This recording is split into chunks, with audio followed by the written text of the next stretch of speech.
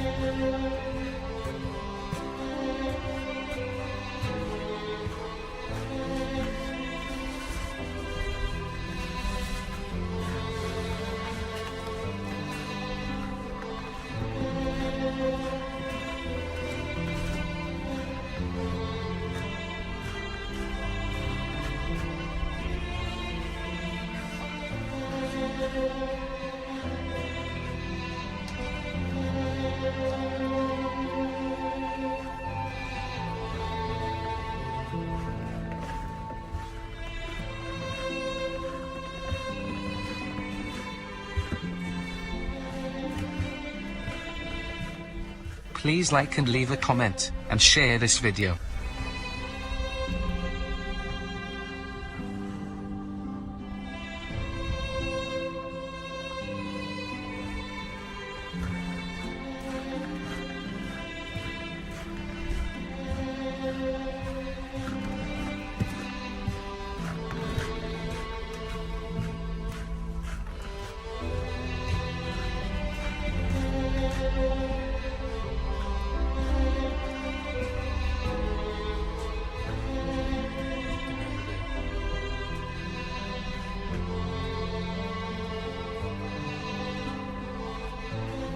Only 3 minutes until the start.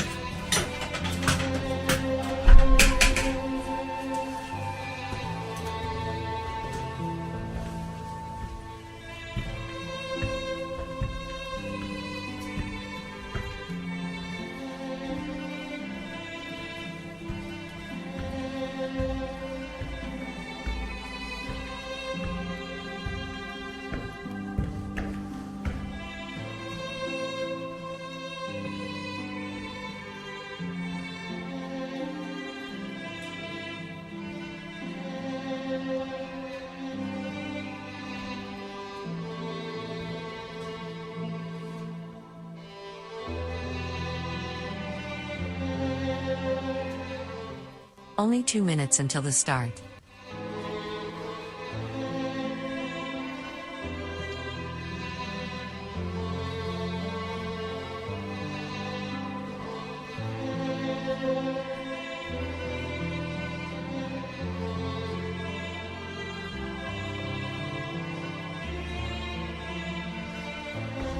Please like and subscribe to this channel today, and don't forget to share it and hit that thumbs up.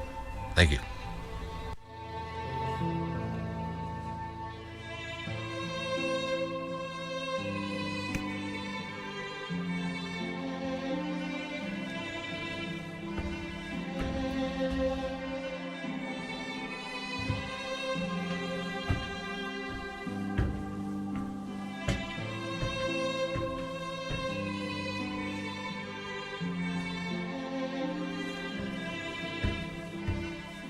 Ladies and gentlemen, the awesomeness is about to start in 1 minute.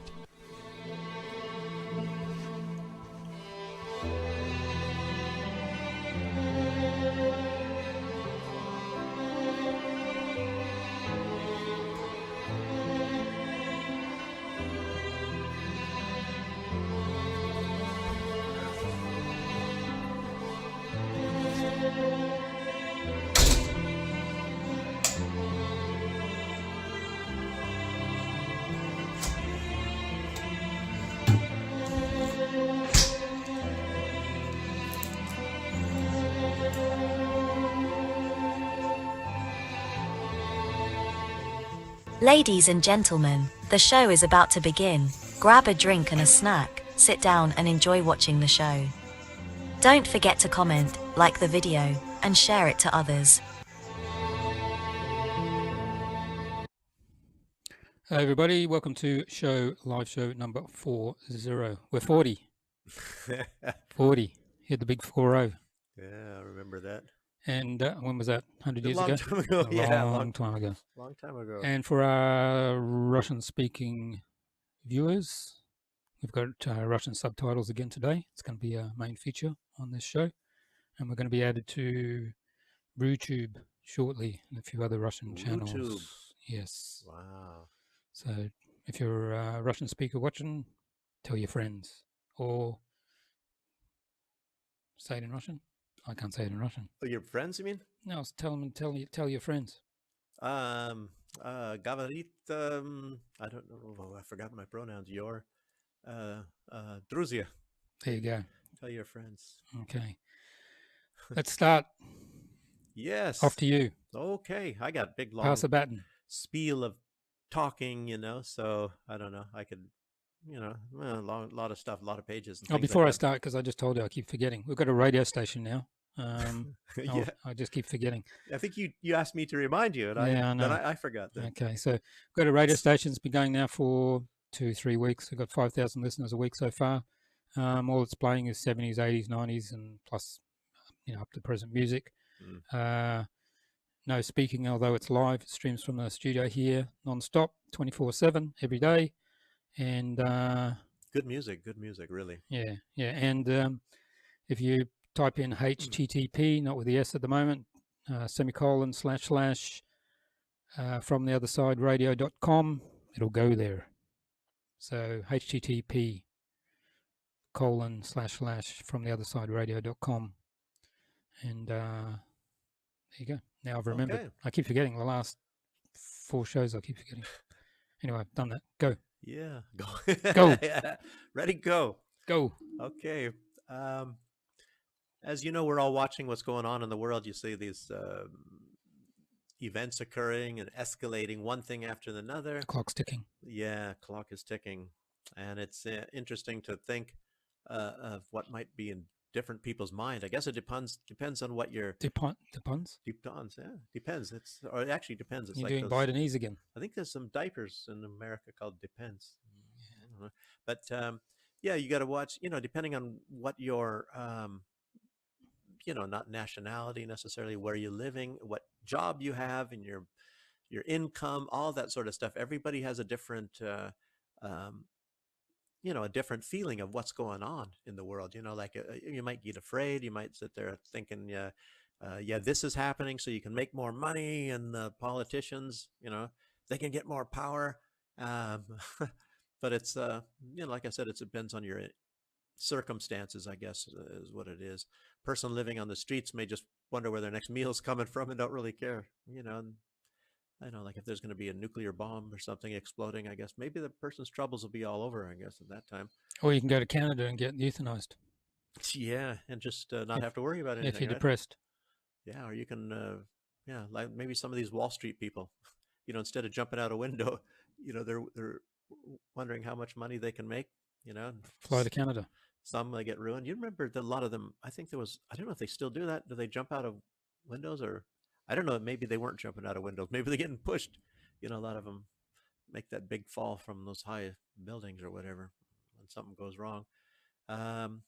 Yeah, and Western politicians are always trying to find ways to steer money into the control of, political donors. Maybe some. Did you say steer or steal? Yeah. Well, they steer it so that that's actually a big steal anyway. It's stealing from they steal it first from the taxpayers, and then they steer it into political donors. So, their hands are clean, I guess. And Eastern politicians, they just try to find ways to protect their countries. Like over here in Belarus, you can, if you lived over here, you would see all the different ways about how that is going. You have people here that are brainwashed from the West, they're trying to say maybe that Putin is the richest man in the world. I think Elon Musk said one time, he probably has more money than me, but Elon Musk put that qualifier in there. And it's not like, Dave and I were talking a little bit earlier, like Elon Musk, many years ago, he was more naive about the real world. You know, he was obviously a fabulous tech guy, far beyond most 99.9% of the people in the world. But you know, but he was naive. And we even have a video. I don't know if we're going to play.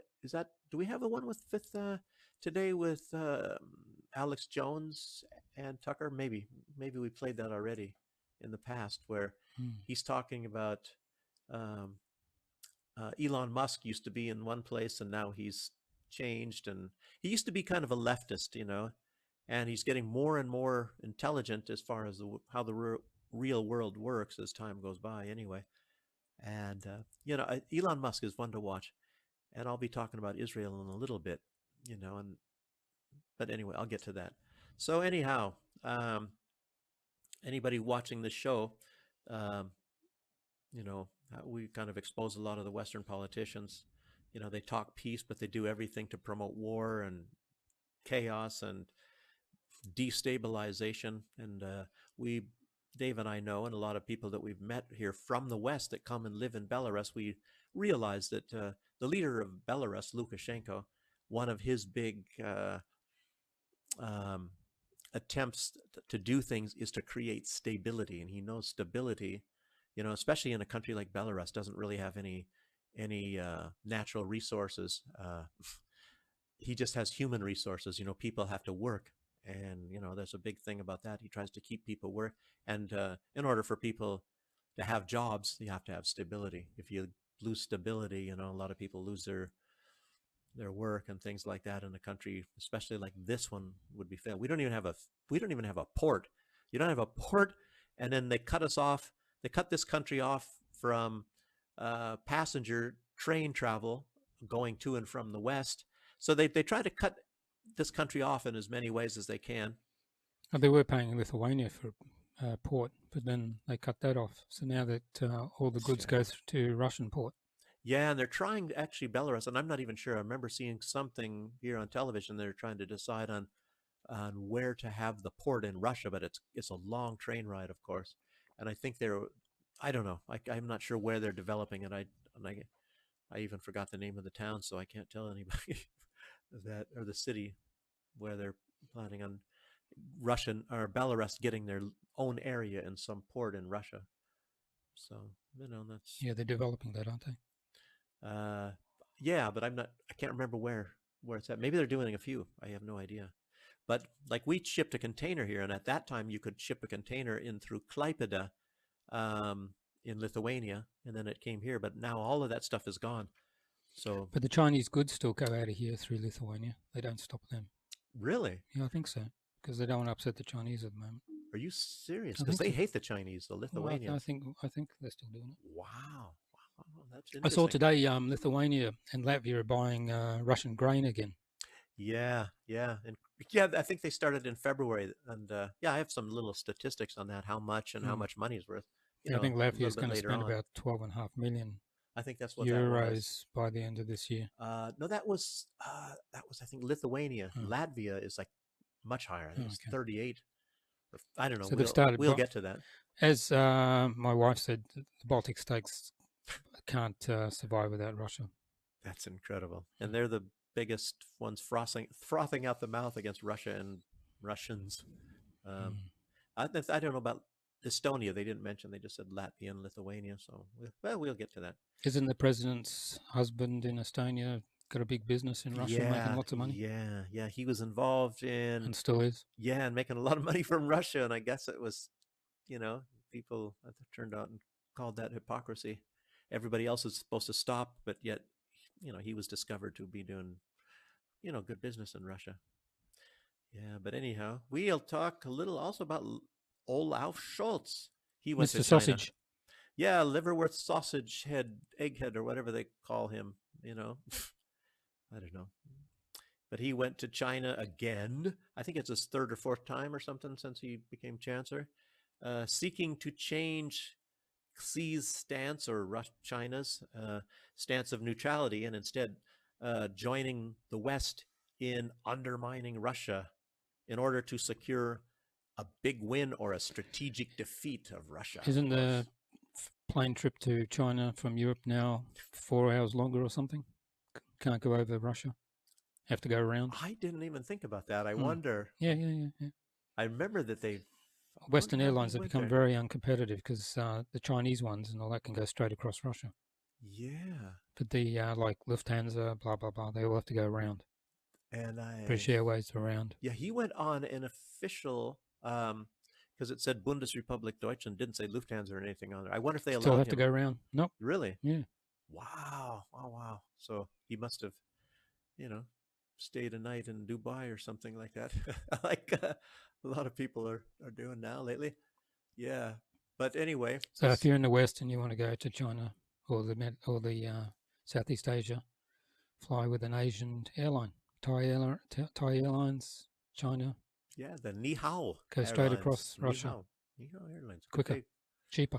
Yeah, yeah. So anyway, I think Schultz, I don't know, he's probably sent over there because I don't think he can decide anything on his own, and like getting the pipeline blown up from probably 99.9% chance the U.S. did that, maybe in conjunction with somebody else. And of course, he probably is the, what was it when um, Seymour Hersh put out that story about some whistleblower telling him how they did it, and it started to gain a lot of traction. Soon, liverwurst sausage, Mr. Schultz, ran over there to the United States, and days after that, they came up with some new one.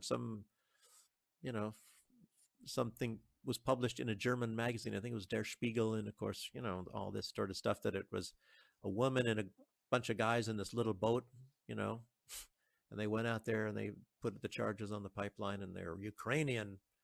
I don't know. That was probably obviously BS anyway. But anyway, they want to get rid of. You think? Yeah, they want to get rid of. Apparently, according to Schultz the other day, he said Russia cut the gas off. Not that he stopped using it. Yeah, I wonder if he's talking about the land pipeline, the Druzhba, the friendship pipeline, or I don't know. These guys, they're just a bunch of jokers anyway. I don't think maybe they changed their stories. I don't know. They just put out these little hints and want everybody in their countries to think that they're telling them the truth, when I think most people in Germany are not stupid. They know what was really happening. But why aren't they doing something about it? Yeah, that's the big question. That's the big question. Yeah. Obviously, I think, I heard back then there was mumblings about one reason why they want Ukraine is because there's power in the Zaporozhye, which is the biggest nuclear power plant in Europe.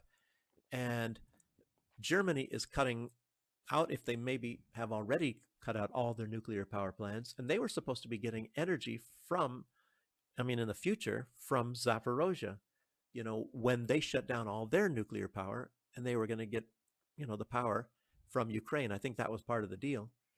And, that's one impetus why Germany is on board with, the strategic defeat of Russia. So anyway. That's not going to happen.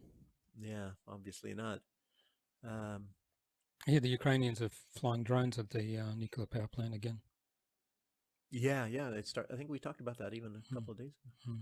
But anyway, after the strategic defeat of Russia, Xi knows that China's next. So, they're already building up, as everybody knows, sending lots of weapons to Taiwan and all over, and trying to make allowances and put everything over there. Yeah. Oh, yeah. We have to hurry up and get to that there. Yeah, Schultz, when he landed in China, the highest ranking official that came to meet him was the deputy mayor of Chongqing. And no band, nothing. Yeah, they did have a red carpet, you can see it coming. Maybe it's part of, permanent on the stairwell. I don't know, but you see it in the background here. We have a video to show you. And anyway, his visit obviously was some sort of a failure. I think Xi was giving him certain conditions, basically to stop fueling the fire and stop looking at themselves, the politicians in the West, such as Olaf Scholz himself, trying to find some way to make themselves look better by, going after and hopefully, as far as they're concerned, defeating Russia.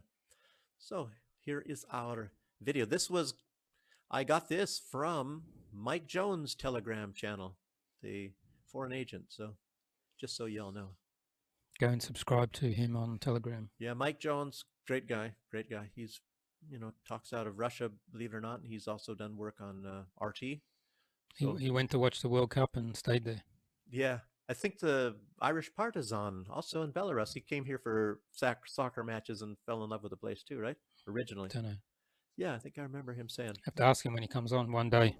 Yes, where are you, Irish Partisan? Yes. Okay. Okay.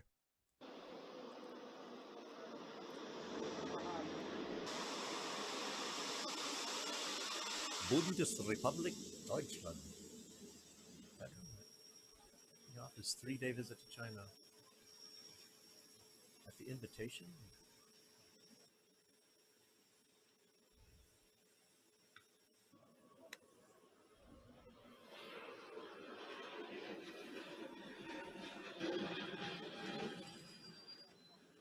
So where's the young lady?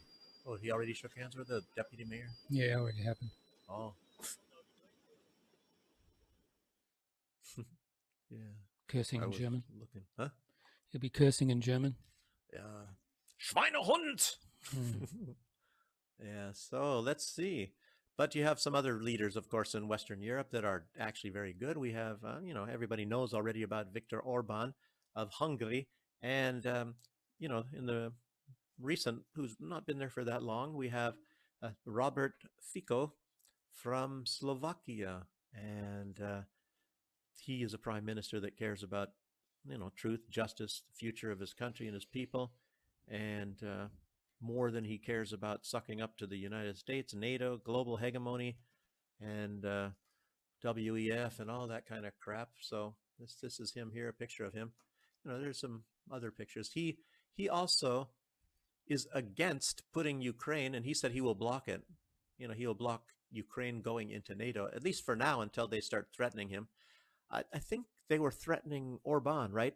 And yeah, with the money, they wouldn't give him any money. EU. His own money, their own money that was for Hungary. Yeah. They wouldn't give it to him until he, what was it? Which country was that? Sweden. Finland or Sweden or? Yeah. Jeez. Oh yeah, it was Sweden. No, that was Turkey. Turkey was blocking Sweden because they were. I think they were blocking both.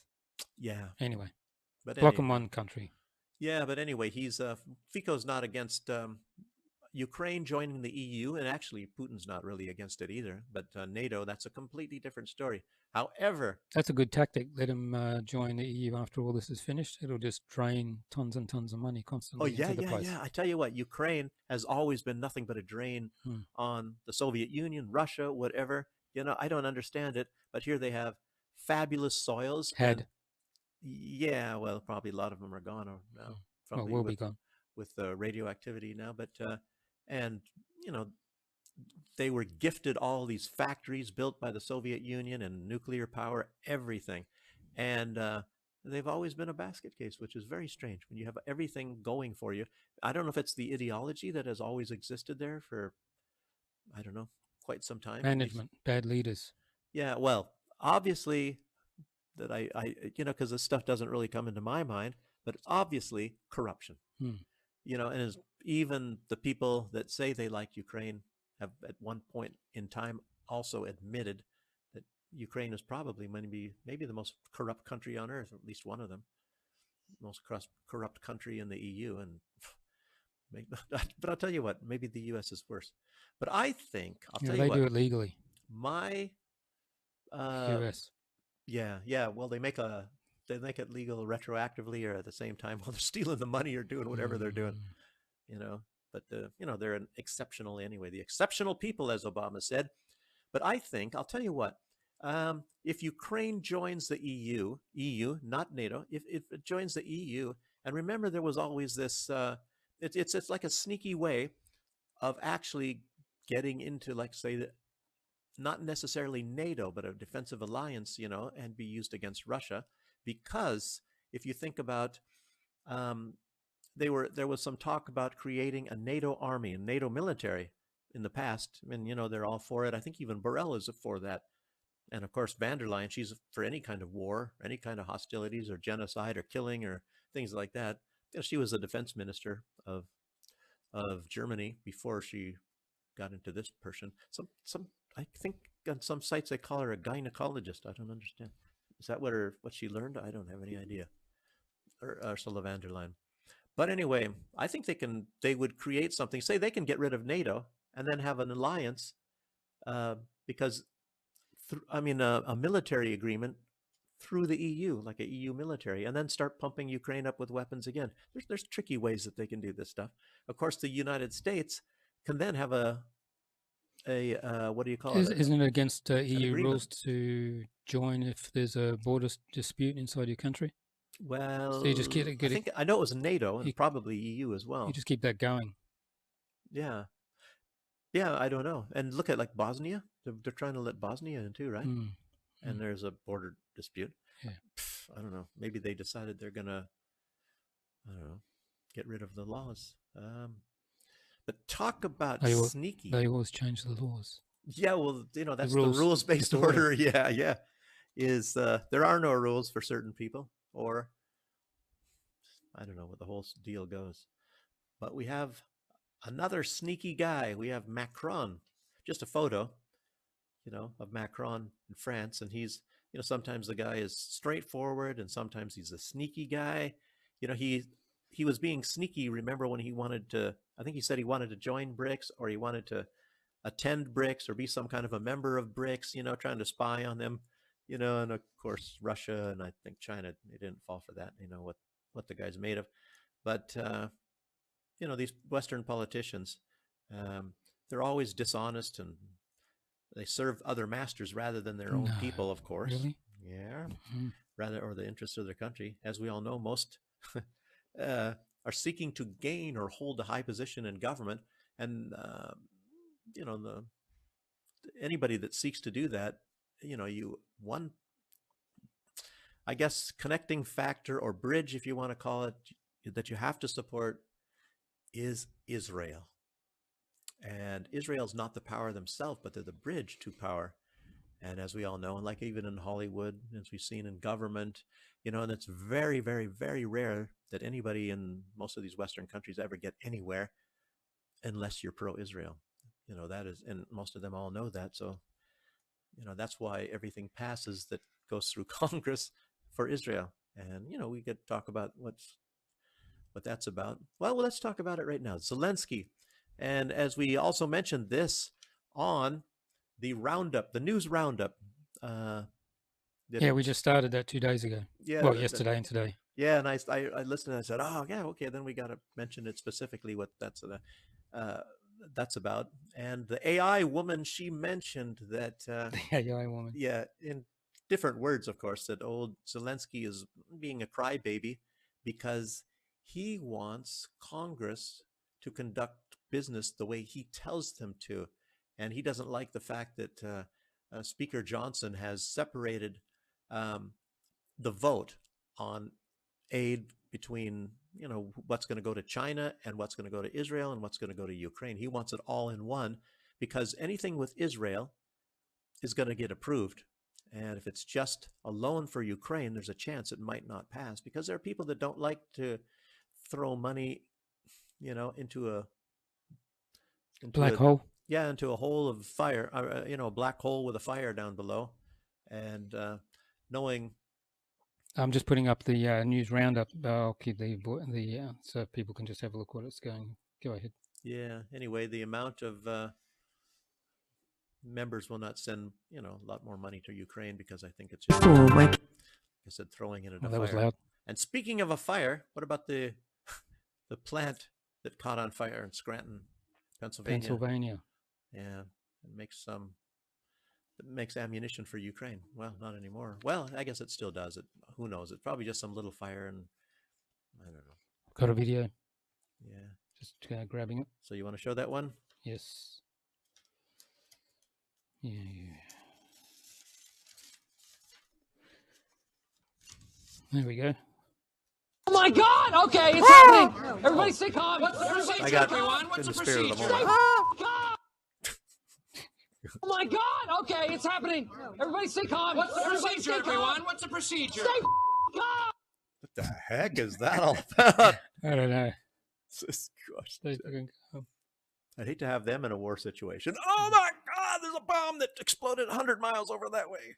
And he says, BA Systems in Wales, they make parts for shells.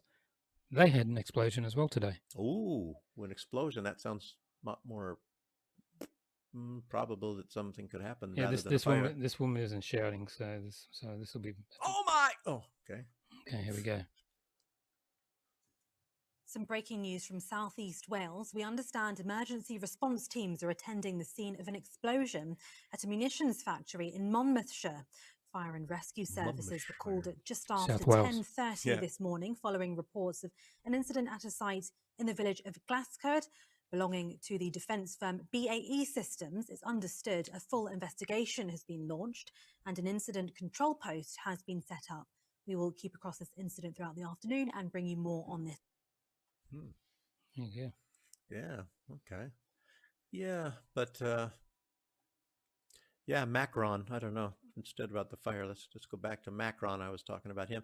He has decided, of course, and of course, this is not the first time that any country that has done this. But every time the Olympics comes around, anyway, Russia's always banned. It seems. I don't know if I've ever seen Russia in the Olympics for the past 15 years. I don't really know, but.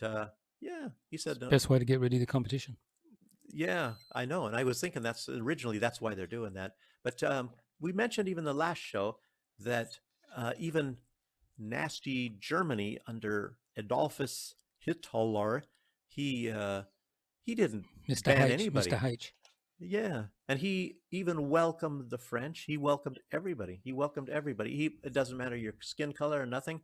He gave a salute, and actually he shook hands with Jesse Owens, like we said last time. There's actually people that witnessed that, and I guess they gave testimony afterwards, even though the West is trying to say, oh, he didn't, he refused to do that. But actually, I think right after the 100-meter dash, he might have had to go somewhere, but there is... He dashed off. Yeah, he dashed off, but I guess he had to... He did shake hands with Jesse Owens, and Jesse Owens had great respect for Adolf, I guess, which is very strange. And he had a lot of great German friends that really liked him too. He might even got a standing ovation, as far as I know. A lot of people cheered and clapped for Jesse Owens. He did really well in the Olympics. And of course, in the West, they made it look like all the Germans are racist, and I don't know. Wasn't segregation on at the time in the US in the 30s? Probably. It was probably worse than in Germany. But it's not like, I'll tell you what, when somebody's different, Germany or anywhere, even in Russia or Belarus, people will look, but it doesn't mean that you're going to be meting out unfair treatment to them, like they did in the U.S., by the way, and like they put Japanese in real concentration camps, made them live in tents, and most of the time the Jews and all that in Germany were living in buildings. They had it actually very well. They had movie theaters, they had their own doctors and all sorts of things. And it's, I don't know. I wasn't there, so I can't actually. You're not that old.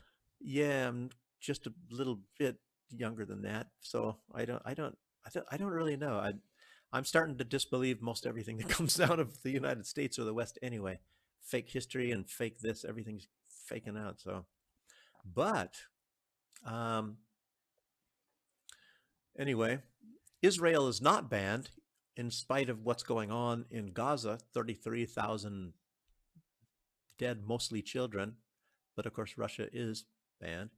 And Macron said it's because Israel was attacked by terrorists. Well, I guess that's your designation of Hamas, but I don't know. I mean, we can get into that too. I don't know how many Israelis has Hamas killed. I'd like to see a number instead of this fake stuff. But Macron, he knows fully well that his predecessor, Francois Hollande, admitted that he and the leaders of Germany and Ukraine tricked Russia by having no intention of obeying the Minsk Accords. So in other words, that was a precursor to what's going on in Ukraine. So delay tactics so they could build up their army. And France is, to a large extent, at fault for what's going on, for what Macron is banning Russia for. So they're one of the, I don't know what you call it, a precursor of that. And didn't you read that they've just sent some French Foreign Legion to Odessa? Yeah, I don't know. Like I said, I'm getting kind of skeptical on a lot of the things. He said he would, and he probably did. That's Ukrainian territory. And I Didn't heard, we hear there was just a strike somewhere with killed a lot of mercenaries? yeah, there's a rumors again because it just happened today. And it sounds even sounds like a French name. It's like Chavanon somewhere in Ukraine. And what was it? Hotel. It was supposed to be a hotel. Yeah. But Da-da-da-da-da.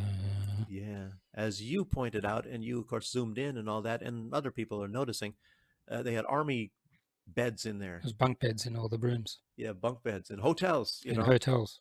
Yeah, with army with steel frame beds. You know. Yeah.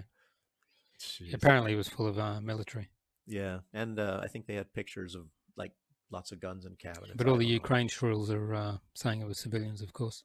Yeah, and the fake president. Yeah, and they even had some footage, and they had people in it. They had them blurred out, which I guess, and you can maybe you see by the color that it was actually military because it's a kind of a greenish Blurry color. green.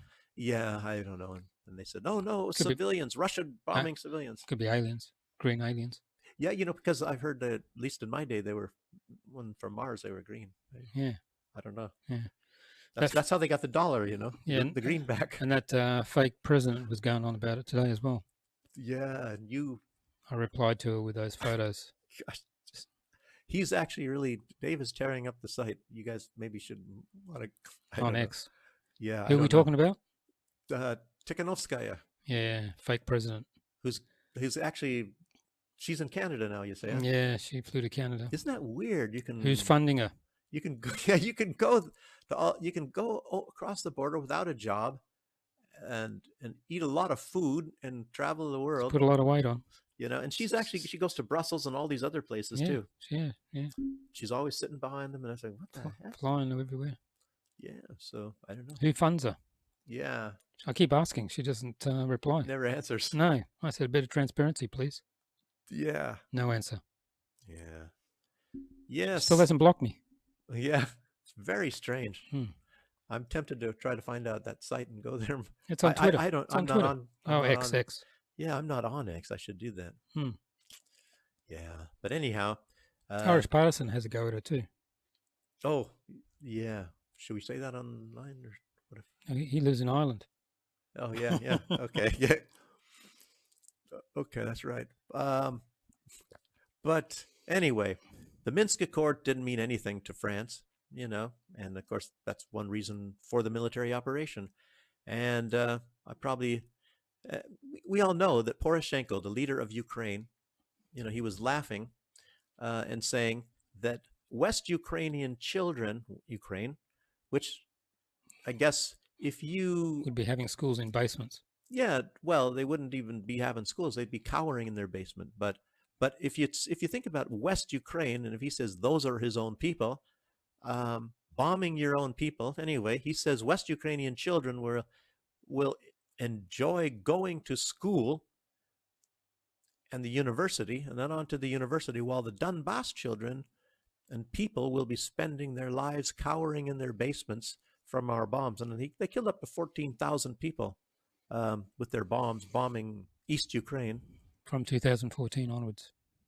Yeah, until February 22nd. And of course, France and Germany, they're all complicit in never reporting any of this stuff, as if this never happened. The conflict started in February 22, didn't it? February 20. Oh, you mean the SMO? Yeah. Yeah, nothing happened before then. And of course, Zelensky. It was all like roses and everything was fairyland, and then all of a sudden, Putin woke up one morning, put his slippers on, and said, "Let's do it, baby." Yeah. But that's according to the Ukrainians. Yeah, that's and the West. Yeah, and Jens Stoltenberg said that too. He's just nothing about from 2014 onwards. With no reason, they just did it. Evil Vladimir Putin. But yeah, and even to this day, and I'll tell you what that tells me. Zelensky, he won election originally by saying that he wants to kiss and make up with Russia for the most part, and get on, and because actually Russia was offering in the Minsk Accords that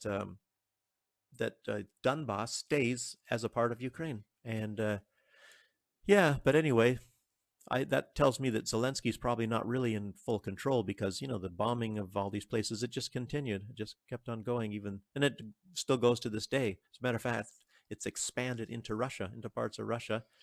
Belgorod, of course, namely. Got a video with Colonel McGregor talking about the latest, if you want to watch that. Let's see, I think I have it in here, but I got a huge long spiel. We were talking about Ukraine, so I was just butting in. Yeah, but anyway, bombing innocent people in pre-war Russia. Putin didn't intervene for 8 years and 14,000 deaths. And all that time, the US, UK, Germany, and France were training West Ukrainians and pumping the country, that western side full of weapons for a future attack on East Ukraine and Russia.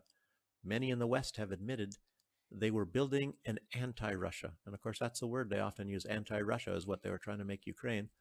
They also realized that the Minsk Accords would have allowed West Ukraine to retain the Donbass, but they refused. Ukraine refused. Of course, they wanted Crimea because at the very most, anyway, that's what the whole deal. That's what the whole deal with the West, that they made with the West is obviously the United States and NATO. They wanted Crimea, and that's what the whole payment for all the weapons and the militarization is all about.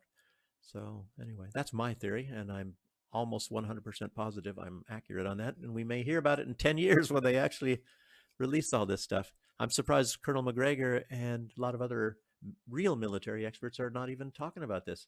I mean real. I mean like Scott Ritter and Douglas McGregor, and not, who's this Ben Hodges guy on CNN? The comedian. Yeah, he's just some kind of a joker. I don't think he knows anything. He's just a paid-off shill. Ex-US general. Yeah, I think, I'll tell you what, to be honest with you, be very honest with you, I probably even at one point in time actually did work for him. He might not have been a general then. He might have been something less. Yeah, he might have even been a general. I mean, I don't know. What was he doing in, say... Colonel McGregor says that 1985, to become a general and all that in the US, you have to get into politics. Yeah, and there's a lot of generals now, not compared to the old days. But they're saying in World War II there was only like 4 or 5 generals doing all that. And now there's like hundreds. Yeah. Well, if he was a general, see, I don't know. I didn't see that many colonels. Very, very few colonels, really. Mostly only generals. Lots of generals every day. I saw a lot of generals. B-52 pilots are colonels. Yeah, are they? I didn't know. I know to be a captain, be a pilot, you have to be at least captain. They automatically get a captain, just like when you go into special forces, you're automatically a sergeant. Not like me, I had to actually earn it. So anyhow, these people in Donbass, that was actually unfavorable to them. They never wanted to be a part of Ukraine, even back when Lenin gifted the Donbass to Ukraine, which was, of course, a region of Russia at that time, and they didn't even want that. And that's just some background to demonstrate how much the French government loves the Russians, even in spite of what Russia has done. I'm talking about the French government. People, I don't know, but the Russians did a lot for France, and I believe the bridge, what is the name? There's a bridge, a very beautiful bridge in Paris, and I'm not sure if Russia built that bridge for them or just gave them the statues, all these beautiful statues that are on that bridge. Do you know anything about that? Yeah, but Russia helped the US in their civil war as well. Yeah, Russia's done a lot for a lot of countries. Helped the North. Yeah. Russia's a lot of monuments in France and places like that. Where I saw today there's someone was complaining on X that Russia's been invited to the D-Day landings, the memorial. They are? Yeah, and they was going, blah, blah, blah. And all the comments were underneath like, well, it's the Red Army that actually won the war. And also, if it wasn't the Red Army that put lots of pressure on the East, all those divisions and that would have been in the West, and it would have been a complete failure. Yeah, definitely. Without the Red Army. Yeah, well, there's a lot. I remember, I think it was even also B.H. Liddell Hart, Sir B.H. Liddell Hart, which a famous British historian. I think he even admits that that Russia is actually, the impetus. Paul Craig Roberts, the former assistant deputy secretary of the Treasury of the U.S., Professor Dr. Paul Craig Roberts, very accomplished guy. Anyway, I remember seeing him making a video, and he was saying then that some people, Russia is the one that in the actually comments are defeated it. saying, yeah, but we gave them all those weapons. They said, no, you sold them all. And Yeah. Russia didn't finish paying them off until the 80s. Yeah, long time. What was it? Lend-Lease. Lend-Lease program. Yeah, same with the UK. They didn't finish until the 80s either. Yeah.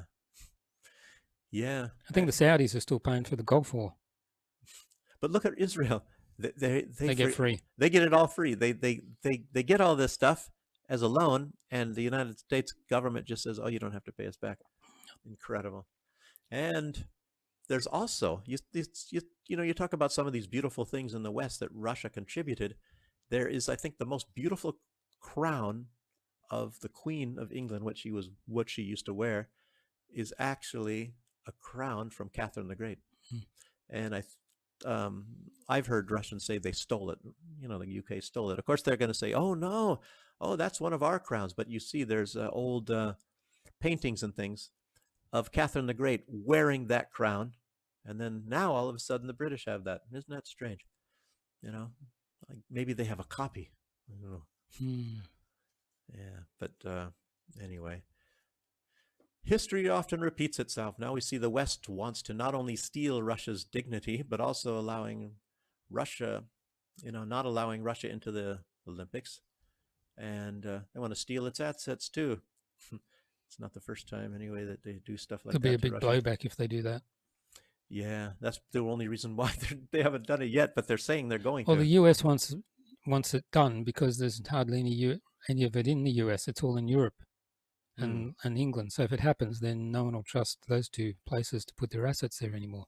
Yeah, and you hear what they say. Oh, we're going to give it to Ukraine, but as you all know, and I'll tell you what, you're going to see this if you find out exactly how this happens, and you'll find out, that Ukraine's not the only really corrupt country, because I'll bet you that if they do steal this money from Russia, I'll bet you Ukraine only ends up with about 30% of it. 70% of it is going to go into administration fees and things like that from the U.S. and the West.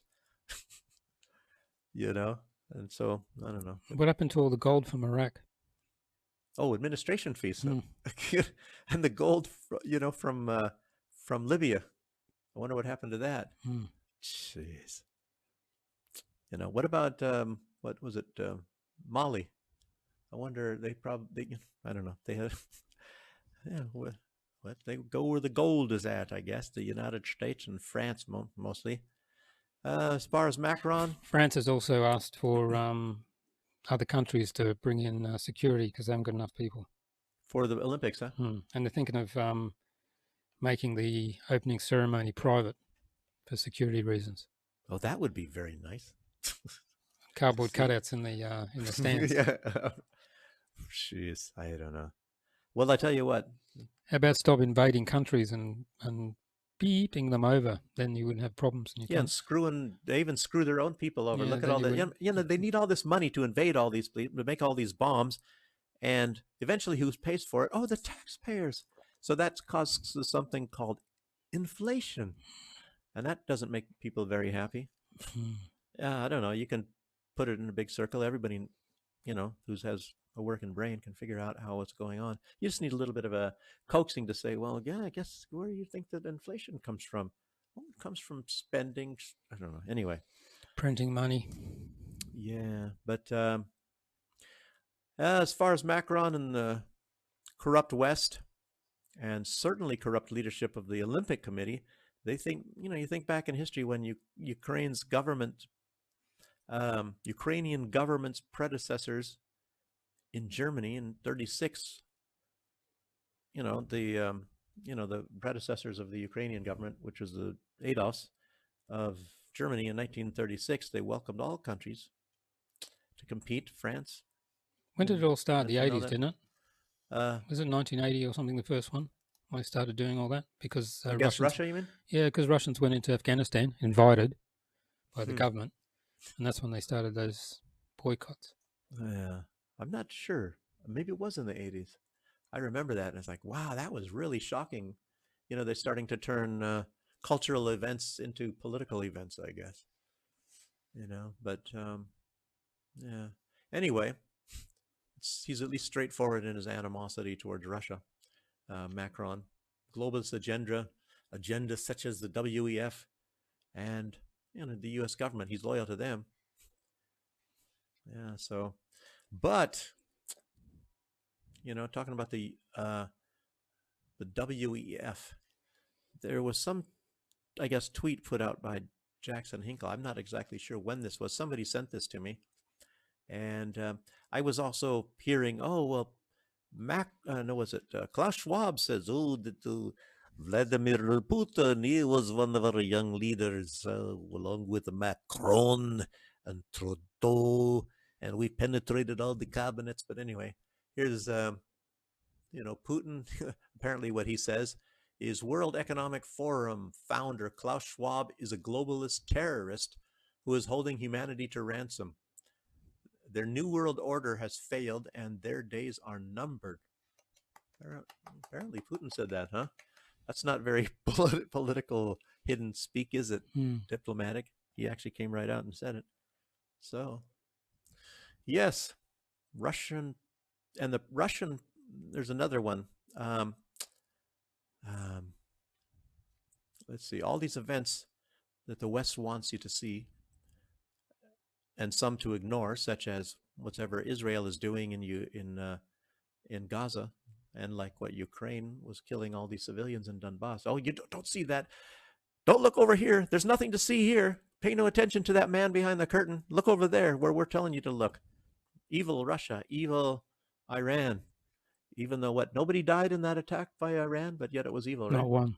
Not one. And what about even a lot of these... gave hours warning, or days. Even these attacks by the Ansar Alam, the Houthis, and, I think, one person was killed, or 3 so far, of all these attacks on all these ships? But what about Israel and the United States? A lot of people got to die whenever they're... The US has offered the Houthis... take them off the terrorist list and do other things. If they stop sanctions if they please stop. Please stop. Yeah. The US Navy hasn't been able to stop them. Wow. And the French have left because they said it's too violent. Really? Yeah, their ships are left and said it's just way too violent for them. Wow. You mean military ships, huh? Yeah, the Navy, French Navy. Wow. The one ship they had there. Incredible. They must be doing well. And the French did that all the time. Wow. Leave. Yeah. Under a white banner. Yeah. That's incredible. I didn't know that. Wow. Yeah, they just said it's just way too violent for them. Well, hypocrisy anyway. They'll bomb the crap out of someplace. But this guy, Vasily Nebanzia, he's the permanent UN diplomat guy for Russia. And he stressed how the UN Security Council did and said nothing after Israeli bombed the consulate, which I have that video of him saying that. Oh, you do? Yeah. Oh, damn. Just grab it while you're talking. Yeah, let's do that. But anyway, they did nothing.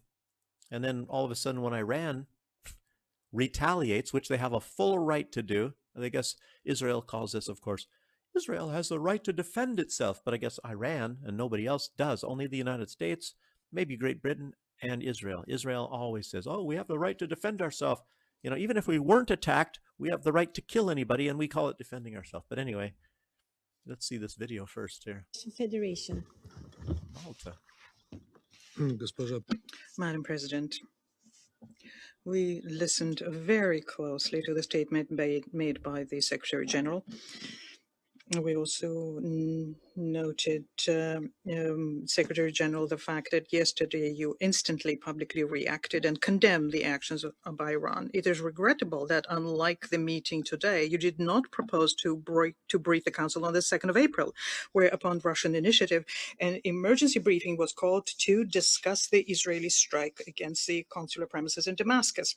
We would like to also see a greater activity on your part so as to convey to members of the Council information on other, no less turbulent topics for the Middle East today. For example, about the now regular attacks by Israel against neighboring Syria and Lebanon. If such attitude such things will continue unnoticed, then your appeals to restraint by all parties which we share can become futile. Distinguished colleagues, when we met in this chamber on the 2nd of April, so as to discuss the strike by Israel against the consular premises of the Islamic Republic of Iran, Damascus, we warned that what was needed was a strong and unified signal by the Council that such actions were unacceptable. And not only against the sovereign states of Iran or Syria, and not only in the Middle East, but anywhere in the world.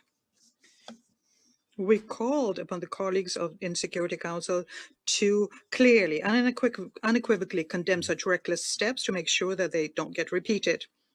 We also warned that otherwise the risk of a repeat of such acts and the general escalation in the region would grow manifold. We even proposed a draft press statement by the Security Council, and this was put together on the basis of standards for such cases, depoliticized language. And what did we hear at that time from our Western delegations? They said that for them, not everything was clear and obvious, and what was necessary was to assess and see whether such a signal from the Council will help stabilize the situation in the region. The United States, UK, and France, there essentially declined to confirm that the basic principles of international law about the inviolability of diplomatic and consular facilities, which are enshrined in the Vienna Conventions on this issue, apply equally to all states. And the outcome is now clear for everyone to see. You know very well that an attack against a diplomatic representation is a casus belli under international law. Mm-hmm. And if it's an act of war, a Western representation had been hit, you would immediately have rained down reprisals and would argued that you were right about this in this very chamber. Mm-hmm. And this is because for you, everything that has to do with Western representations and Western citizens is sacred. It needs to be protected. But when it comes to other countries, their rights, including the right to self-defense, about their nationals, well, that's a different matter, as you like to say. What happens then is you activate your favorite argumentation about lack of information, you start doing legalistic hair splitting, etc. And today in the Security Council, what we're witnessing is a display of hypocrisy and double standards, which it's almost embarrassing to watch. Russia has warned on many an occasion that the fact that many crises in the Middle East are unsettled, first and foremost in the area of Israeli and Palestinian conflict, which are frequently fueled by irresponsible, unilateral, and provocative acts, will lead to a growth of tension in the whole region. We have stated on many an occasion that no country in the Middle East or Northern Africa should become an arena for regional or international confrontation or an arena for settling political scores.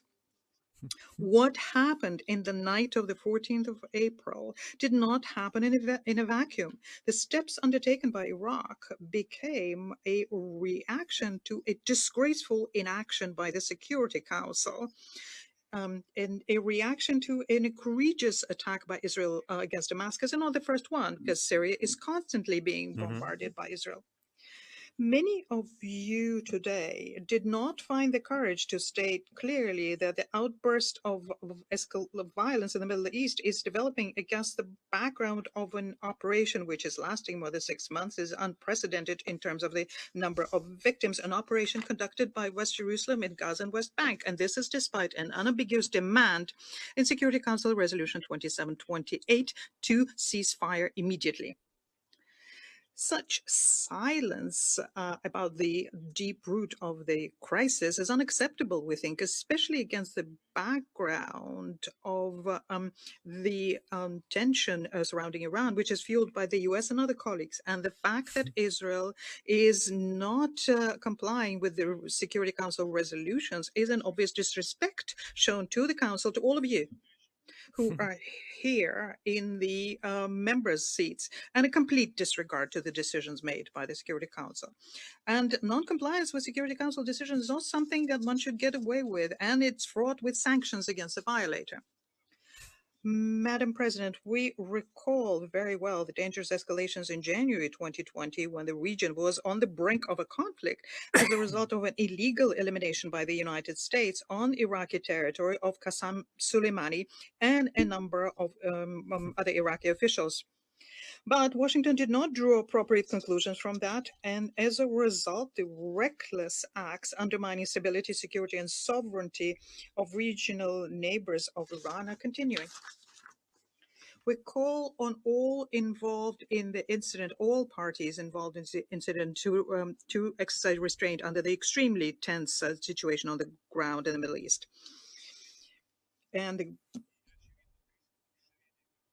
And the obvious risk of the conflict growing and becoming a region-wide.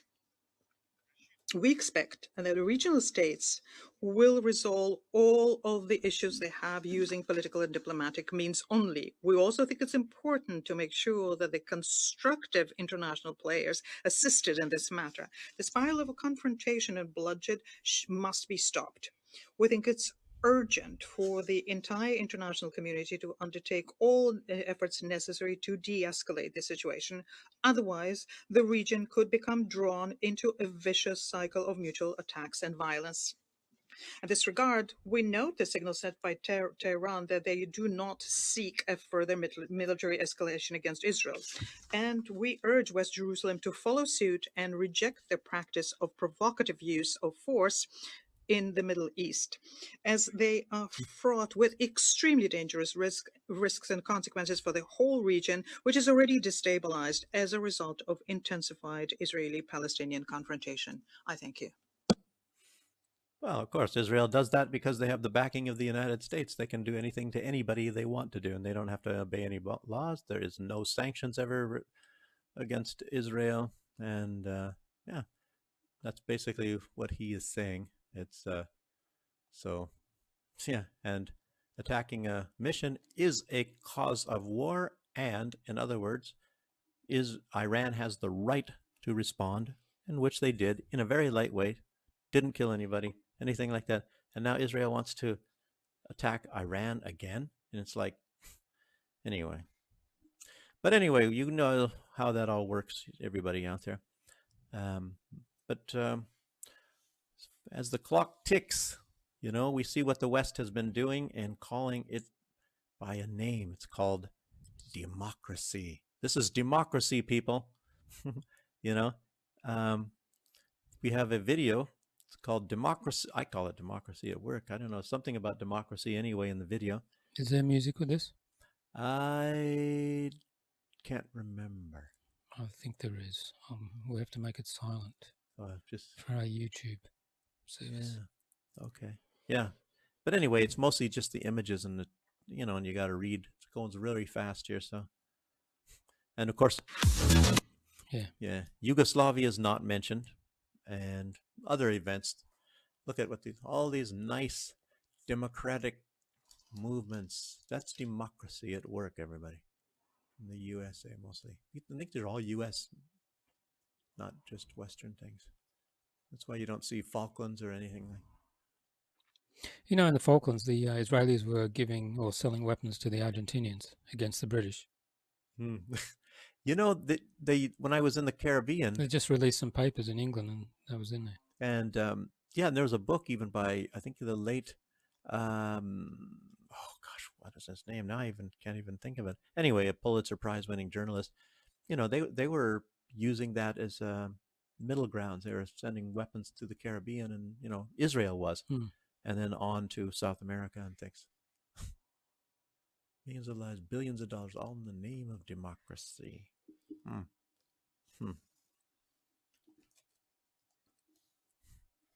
Yes, even over 200 years ago, the American founding fathers knew what democracy really is. Benjamin Franklin said, democracy is 2 wolves and 1 sheep deciding on what's for dinner. I've already said that before on other shows. And I remember after, the woman asked Benjamin Franklin after the Continental Congress, when Franklin was walking out, the woman asked, so Mr. Franklin, what kind of government? Do we have a democracy? And he said, no, madam, a republic if you can keep it. So The founding fathers, the last thing they wanted was a democracy, and Benjamin Franklin's quote, tells exactly why, two wolves and a sheep deciding on what's for dinner. And it's incredible how all of us are brainwashed, and they hear the word democracy, think, oh, people voting. You always think of the vote and you're choosing your leaders and all that. But who chooses who we get to choose from? I guess that's some of the rich people. They try to find somebody from each party or whatever. Either one would maybe work. Or the WEF. Yeah. Or in case of like Trump, they didn't want Trump. They wanted to make sure Trump didn't have a chance. And of course, they're going to do it again probably this time. Yeah. So anyway, then making people believe what is not true is a very, I remember, like one definition of leadership is making people, or not making, or getting people to do something that they normally would not want to do. And when you see how these governments work, making people believe what is not true is a very nasty form of leadership, and that they're using the media for that. It's incredible what's going on in the world. And you may have thought of leadership, as, like I said, getting people to do things. There's a lot of other things about leadership that, I taught leadership schools and things like that. And here's the guy, the founding father of today's politicians. Keep the lie big, keep it simple, keep saying it, and eventually they will believe it. Yeah, and that's what they use. And of course, as you all Joseph notice, G. if you watch like Tucker Carlson, a lot of his things, he used to have all these things, and they would show all these news stations, one after the other, saying the exact same thing, and they just drive it into you, and you say, well, it must be true because all the news stations are saying it, and they're saying it, multiple times, so that must be true. Russia must be bad. Hamas is a terrorist organization because they've been telling us that for how many decades now. Isn't it strange you don't ever hear of any terrorist bombings by Hamas, except for the ones that Netanyahu maybe either makes up or whatever. Oh, yeah. Anyway, they make you think also that Hamas killed those people on that October 6th, when all Israeli witnesses, virtually all of them, and all evidence proves that it was Israel that did that. But I'll tell you what, the power that they are forcing it down our throats, that Hamas brutally killed all these people, is actually making me question my own intellect. And you saw these things too. Dave and I were both saying this from the very beginning, because we heard all these witnesses saying, yes, it was Israel, they did this, and that was our people, and the idea. And I say, well, why would all of these Israelis that were victims of this attack be saying that it was the IDF doing that, unless it must be true? So, and even all these people that were captured, these hostages that were released by Hamas, said they were treated very nice, and they shared their food with these people, and sometimes they went hungry to give the food to the hostages, and they tried to make sure that they were safe and in safe places. And then Israel came up with a law, and I can't remember how much. Put their bodies over there when there was shelling and all that. When there was shelling, to protect them. And then Israel made it against the law and said there was a fine if any of these former hostages would talk to the press, because in other words, they didn't want this stuff to get out, and like I said, I sometimes question myself. But if you guys all remember, and if you want to hear something, that maybe you didn't see it, but a great investigative journalist, Max Blumenthal from the Gray Zone, he goes into this a lot more in depth, really, really good stuff. You got to really hand it to Max Blumenthal for that. Subscribe to the Gray Zone channel on YouTube. Yeah. I particularly like Max, and I think he's Jewish too. He's on. Yeah, he is. He's also on The Judge once a week. Oh, really? Yeah, he's really phenomenal, Max Blumenthal. So anyway, meanwhile, Israel continues attacks on Gaza, and again, mostly in the north. At this point in time, they kind of switched. One time they completely, bombed the place into rubble, but I guess now there's, maybe some Hamas there, so they're now concentrating mostly in the north. The attack on Rafah is on temporary hold, but Israel is also continuing operations in the West Bank. Hey, wait a minute, the West Bank isn't Gaza. There's no Hamas there. But yeah, I guess they're Palestinians there. I guess that's what's most important. You know, and of course, they're doing operations in southern Lebanon. Yesterday, Netanyahu said Israel's future strike on Iran must be coordinated with the United States, and but we need to act wisely and not act on emotions. They need to be put under stress the same way they made us feel stressed. The part about must be coordinated with the United States, you know, is kind of unclear. What do you think he means by that? Is it just the attacks coordinated, or Israel's trying to drag the US into a war? Yeah, essentially. Yeah, and the U.S. says they actually want to stay out of the hot part of it, but the U.S. is helping anyway. You know, they're shooting down, you know, which they're not doing. They're shooting down the drones and things like that, which they're not apparently not doing for Ukraine. King of Jordan said they don't want to be involved anymore. Oh, really? Today. Yeah, I think they got a lot of flack because that puts their people in danger, like falling debris for one thing, and they were called traitors by a lot of the people in the Middle East because, you know, taking the side of Israel, and they were supposed to be having sympathy for Palestinians, and then they even had a lot of refugees since the very beginning settling on Jordanian soil, and it was like, what the heck is going on? You know, watching all these Palestinians, mostly children, getting killed. And you know, the U.S. has different signals too. It's not just now. At the very beginning, Austin said that the U.S. will get military involved on the side of Israel. Biden has said he sent destroyers, and we all know Israel will get, you know, they get any weapons, any and all weapons they want. In other words, unlimited, you know. So on the other hand, the U.S. says, oh, we don't want to get involved. And Israel says Iran's response did practically nothing to Israel, but nevertheless, they want to launch a counterattack. You know, it's like, can't they, you know, in other words, we want to escalate. We want to escalate. We're Israel. Yeah. But they want Iran to appear like they're the aggressor, of course. And everybody, you know, like they're doing it anyway with Hamas and then, Hamas and Hezbollah right now anyway. And 33,000 dead Gazans. They can't be asked their opinion on what that's all about. The speaker of the Iranian parliament, and I saw you even posted this, you know, the parliament's National Security Commission, Abolfaz Amoui, he said yesterday that if Israel goes ahead with its response, Iran is prepared to use a weapon it has never before used.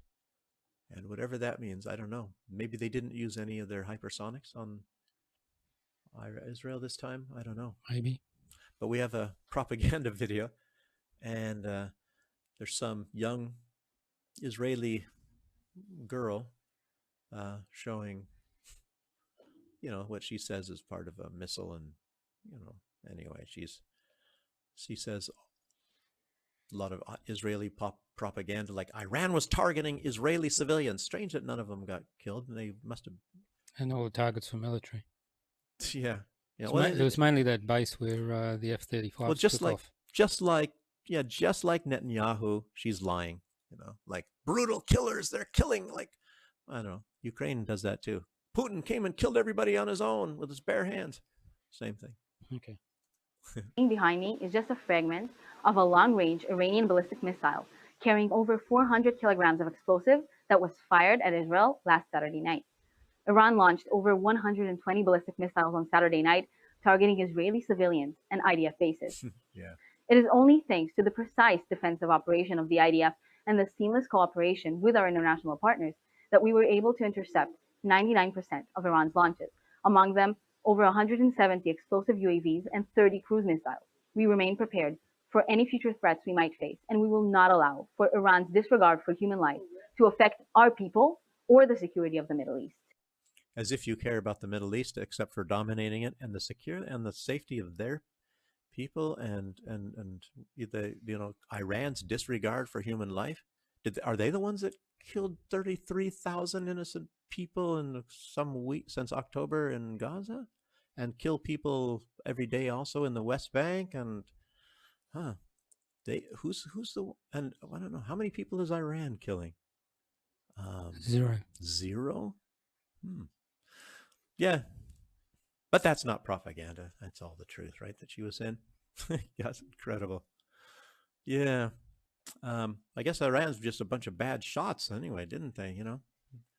And anyway, but a lot of people say that they call ahead of time and they say that they're where they're going to shoot and to get any innocent people out of the way. And maybe that's one reason. And maybe that's actually what did happen. So, yes, we have another video, but we can't show this one. We have to wait. It's No, we're not showing this.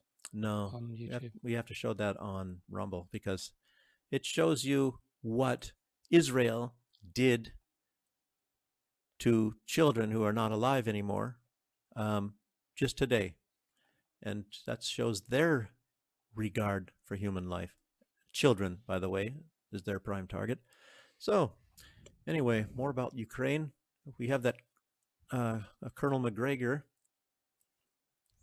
And this is his prediction of what's going to happen and what's going on at the moment. Always very good. And this was on Judging Freedom. You should the judge, yeah. Please go and subscribe to that on YouTube. Yes. The interesting part is that apparently within the last 24 hours, one of the more notorious organizations in the Ukrainian military, which uses all of these Nazi symbols that we're familiar with, right, apparently refused to fight. They simply told the government, you know, we've had it. We're not going to die in great numbers any longer. We will not fight. So the combination of, on the one hand, people giving up because they see no purpose, and even the most stalwart supporters of the regime giving up, or at least refusing to fight, suggests that this may end more rapidly than even I thought it would. Because the Russians are following up. They're moving towards the Dnieper River. And I think within the next 45 days or so, we're going to see them in command of Kharkov and virtually everything that is east of the Dnieper River. Now, the question is, when do they cross and seize Odessa? I have no idea. But I think within 45 days, what I described will probably be largely in Russian hands. 45 days. I don't think it'll happen that fast. What date does that put us at? About 45 days from now. That's all of, let's see, today we're having April. Well, that's like at the end of June, maybe? Yeah, maybe. You have to also remember, you know, like there's a, the end of June, the 22nd of June, you know, that's when, Operation Barbarossa. Yeah, I guess you can say the word Nazi. He said Nazis. I try not to. I hear some people not say the word Nazi. You know, YouTube, you never know what the heck they will allow. What they allow some people to do something and say something, and the other people they don't. So anyway, but that's Operation Barbarossa, and I guess that's also, I think, on June 22nd. And what year was that? Anyway, that's kind of a sacred day for Nazis. So. We have to wait and see if Ukraine has got something. I wonder if they're going to special. have an event at the Brest Fortress. Oh yeah, they do. But it's you know, you can dress up. They have uniforms. I think you can rent uniforms or something. No, I mean especially for this. Was it 80 years? Because it's 1941. It's a Saturday as well. Oh, wow. Yeah, probably a lot of people. For a lot of people, I'll tell you what, they can go to that one town, Volkovisk, and I think there's something that's going to go on there. It's like sort of like a pagan sort of a thing. They have a fire going and all that sort of thing, and then drive to Brest on the next day. So the 21st of June, be in Volkovisk, the place called Swedish Mountain on Volkovisk, and you know it's like a really strange thing. I won't go into that. It's like a history thing and maybe from ancient times and all that sort of deal. But then go from there and then go to Brest on the 22nd. And party! Yeah. But, yeah, I don't know. I'll tell you what, I think it'll take a little bit longer anyway. I don't know. It might not even happen this year, but You never know. And then if the United States starts sending a lot of weapons, it's supposed to be voted on this week, this coming week. You never know. Depending on how fast they can get weapons to Ukraine. But I don't know. I don't. Yeah, but it's just to build the weapons. Yeah, you got to build them first. Yeah, I'm not even quite sure exactly what the United States. I don't know about their resolve. If they have any real resolve to actually really stay in this thing with Ukraine. You know, obviously they have the weapons because they can ship hundreds of shipments to Israel. They can go to the desert and get all those ones that are stored there. There's thousands of tanks. Oh, they got lots of weapons, the United States. They're just BSing when they say they don't. You know, remember like what we always say, they didn't have any more weapons when until, you know, Israel started up their little deal, and then all of a sudden all these, you know, hundreds of shipments of weapons just magically appeared, and Ukraine is sitting there with their mouth open. Oh, what's going on? How come they get weapons and we don't? You know, I'm going to take my ball and go home. Anyway, nah. But yeah, I don't know. They don't want to get killed, I guess, the Nazis right now. Moldova. A lot of people in Ukraine trying to escape and get out and go to Moldova. There's a place, a highway that's that goes along the border, and you know, people, these young guys, I guess they just parked their car, and I think it's only like a little over a kilometer away. I guess instead of swimming in a cold river, which is probably still cold this time of year, I would do it this way. Just take a friggin' taxi. Tell them to drop you off there.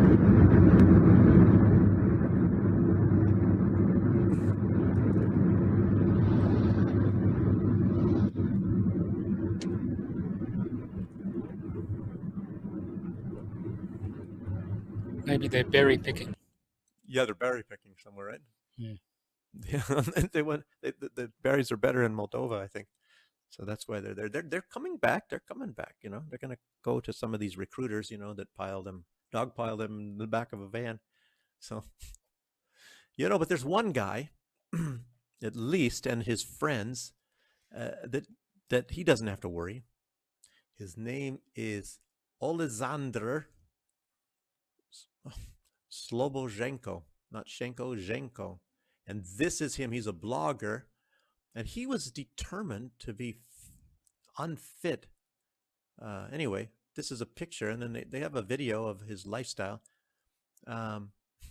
He's deemed unfit for duty based on serious health problems. He can go skydiving, you know, do all kinds of risky things, and of course that's on his blog. But he's unfit he's unfit, and his friends are unfit too, to go fight on the front. You know. And they, like I said, they got film. Here he is, probably jumping from an airplane or helicopter. It's got music. This is his life, his lifestyle, his cars, and it's very unhealthy. He looks sick. He looks very, very sick. I mean, he's probably got a bed in that boat in Venice right there, and his car is sitting in a wheelchair. Yeah, in his car, in his sports car. Can't even get down into those things; they're so low to the ground. Yeah, so that's how that is, you know. He must have a nice relative who's a police chief or has some big thing there. Yeah, if you ever wonder what are the main languages in Ukraine, you study how many people actually speak Russian and how many people speak Ukrainian. Well, here we have it. Google tells us, you know, people that are on their computer and which languages are they using. Why am I not surprised? It's just the west little bit of Lvov area and all that, but. What is that area down in the south? I'll tell you what. That's where Odessa is, isn't it?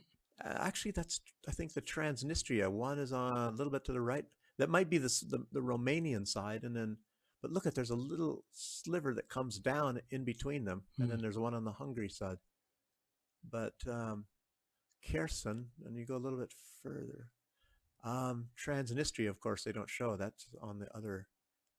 Wait a minute. Oh, yeah, that would be down in the south. It's kind of difficult. I'm not great with geography necessarily when it comes to Ukraine, but Transnistria. Because you're American. Yeah, we were trained really well in America, you know. most of us, you know, There are no countries outside America. You wouldn't believe it. Being from Australia, did you know that a lot of people, when they say, where is Ukraine, they point at Australia. Yeah. They say, what the heck? How in the heck do they get, you know, it's like Ukraine is a huge island down in the southern hemisphere. I don't understand how they get that messed up, you know. But anyway, that's how it is. But I guess that's not Kiev, that big dot. Where is that? I can't see. This is It's kinda Kiev small. here, where the mouse is here. Oh, okay, that's Kiev. I see something. Okay, what is that big white dot? Right there. This one. Yeah. It's just pointing to this area. Oh, this is Ukraine. Oh, this is the ones that speak Ukrainian. Okay. Yeah. Okay. Anyway. Oh, okay. I can see. Okay, there's the river. I can see where Odessa is right there. Okay. Because Odessa is a Russian city. So that part of Ukraine over there, that on the other side of that little drip part, looks like a water dripping. That's the stuff that probably borders Transnistria. Mm-hmm. Okay. So we got that one straight. Tricky maps that try to be tricky on you, you know.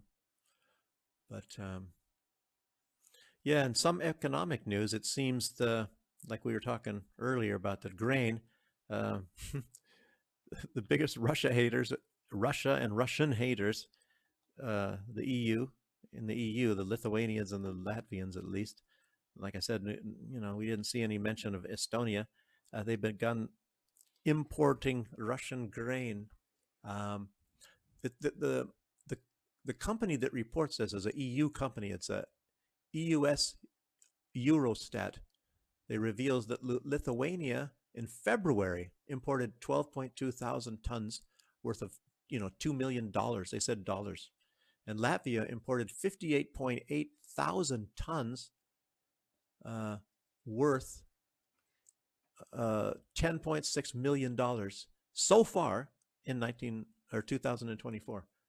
So we're just for the first quarter through 2024, and they've already gotten $10.6 million worth of grain. And, you know, and they hate Russia. Why don't they get Ukrainian grain anyway? I mean, heck, you know, part of that is probably, I think, the Polish farmers have got the border blocked off. Mm-hmm. I think they might even have it blocked off right now as we speak. It's bad grain anyway.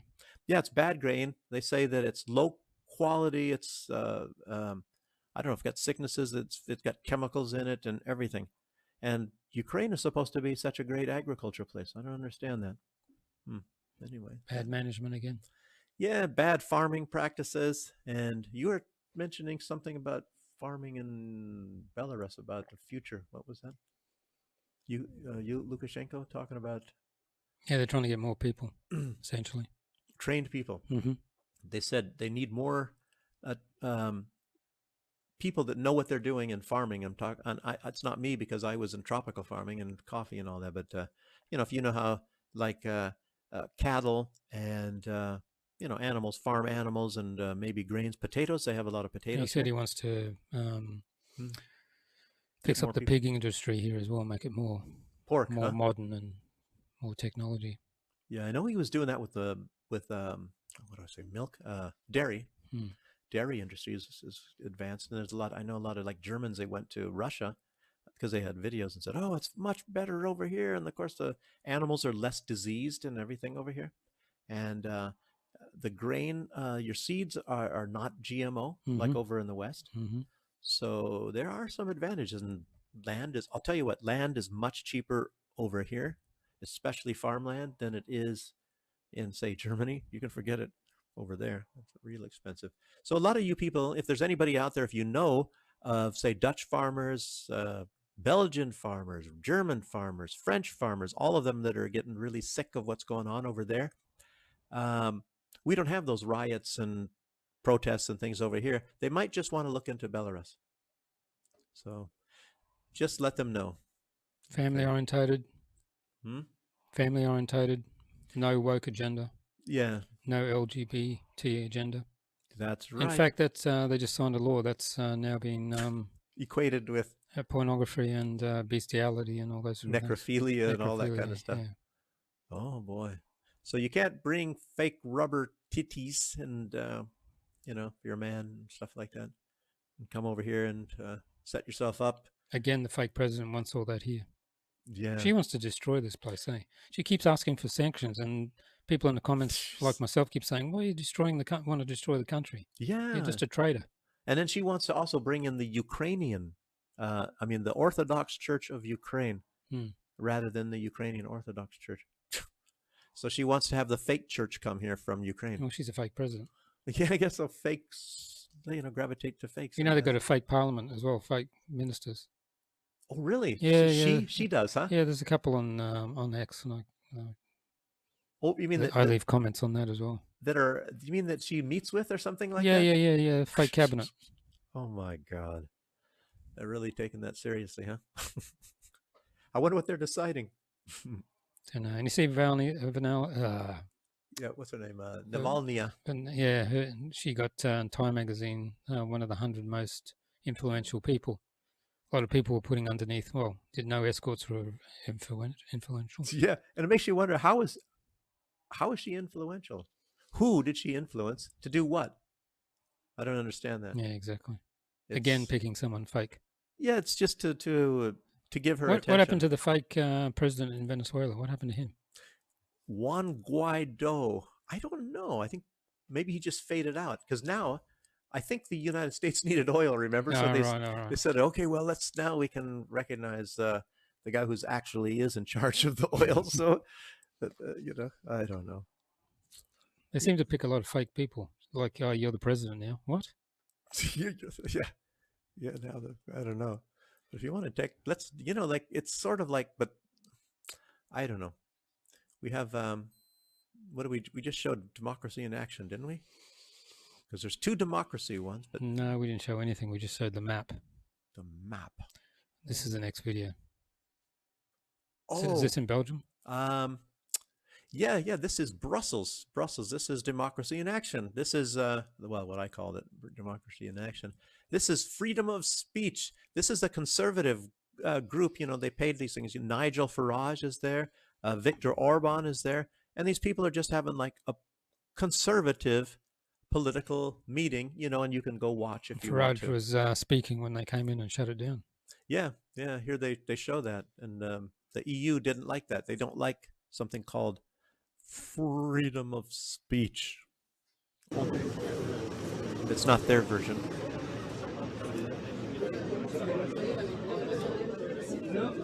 Shut them down.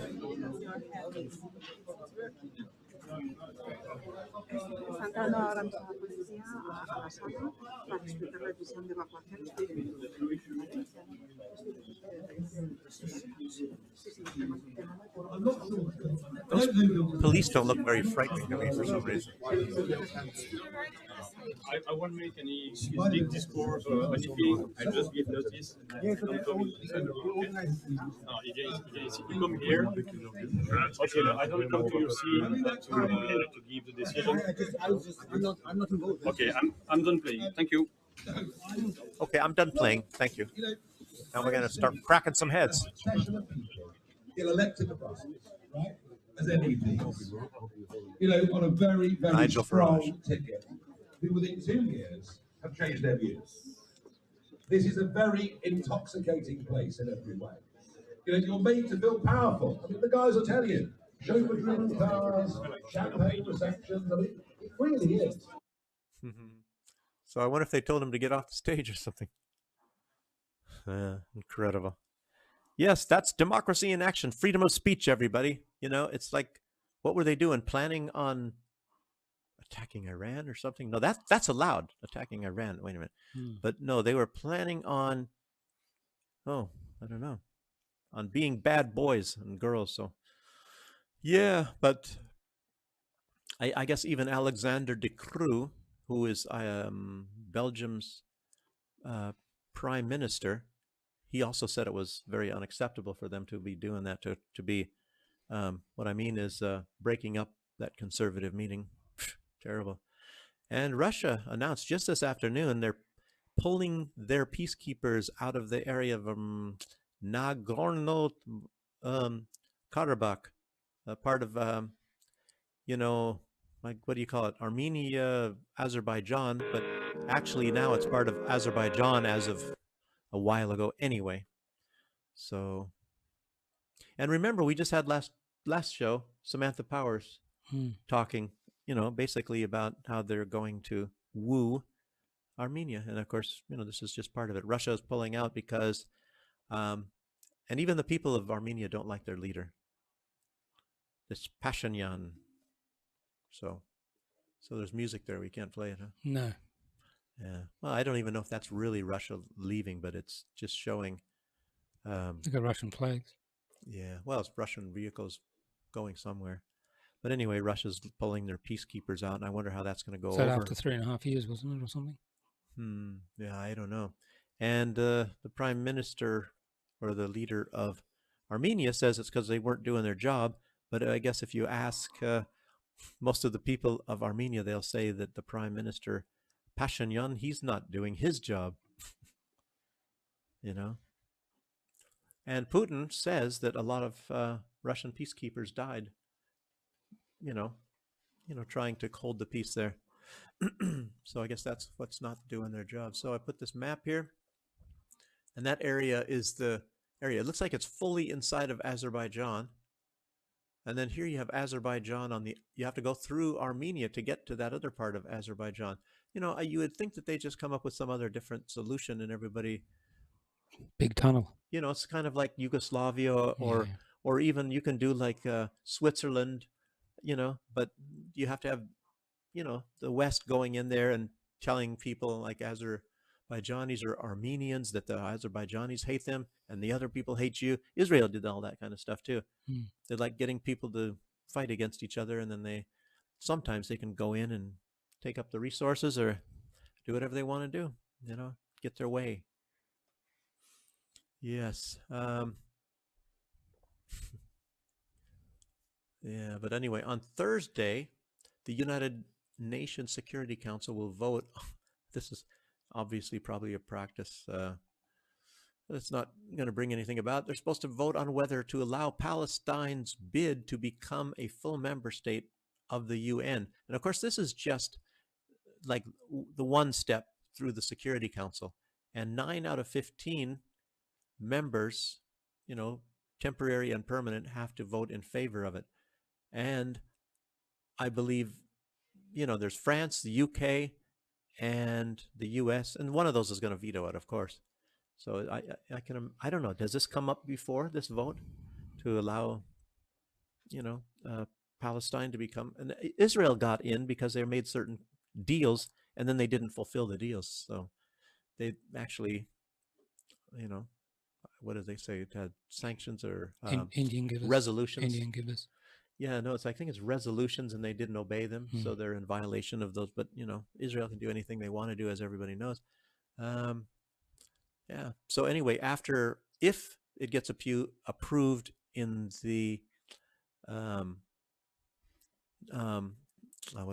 Security Council, then it goes to the General Assembly. So, and of course then it would probably be approved, but not in the Security Council because those other countries have these veto powers.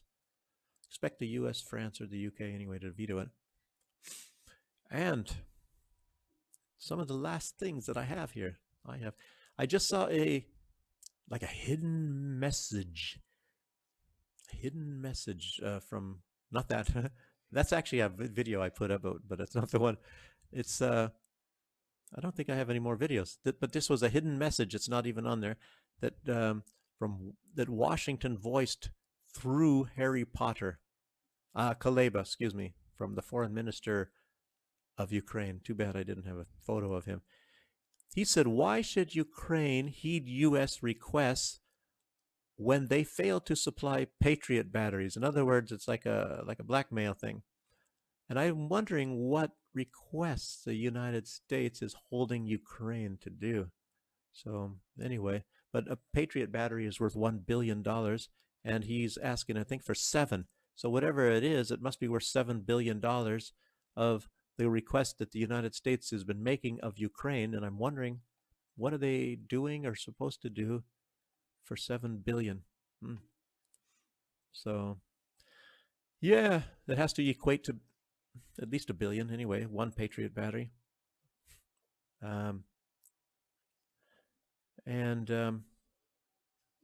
I guess maybe that's one reason why in the U.S. they're now all of a sudden voting on money for Ukraine. I don't know. Maybe it's part of this sort of a deal. But that's actually all the stuff that I have. I don't know what you have. You probably have some nice videos. You probably have to switch to Rumble for sure, and we can maybe. I was just showing Harry Potter first. Oh yeah, thanks. That's the Harry Potter of Ukraine, the foreign minister Kuleba. He's also a guy that gets pissed off and shows some threats to the United States. We're going to stick Israel on you. Oh, wait a minute. Israel's kind of on your side already anyway. It's you. Georgia. Yeah. Georgia on my mind. Yes, Georgia. They have, they're, I guess they are trying to pass, what is this? Foreign Agent Act. Foreign Agent Act. That's essentially any NGO and something like that have to be transparent where their money comes from. Hey, fake president, where's your money coming from? And of course the US has it. Well, hang on. The US and the EU are saying that's bad, don't do it. But this law in Georgia is almost the same copy as the one in the USA. Yeah, and EU's got one as well. I remember when Russia came up with this. I don't know, it was about 10 years ago. They came up with one of these laws, and I guess the West was really pissed off because all these people that are there getting money from the West and funneling it into these groups that, for funding protests and trying to overthrow the governments and things like that, it makes it so very difficult for them to do it from now on. Exactly. I don't know. And but as with the rules-based order, it's okay for the US and the EU to have it, but not not anybody else. Yeah, isn't that incredible? So all these people on the street here in this video, I'll just keep the audio down, are against the law. Yeah, because guess what? They're getting paid by it. Yeah. They're part of this. They don't even know it. Proxies of a proxy of a proxy. Yeah. And they don't know that they're actually working for the West. So this is in Tbilisi.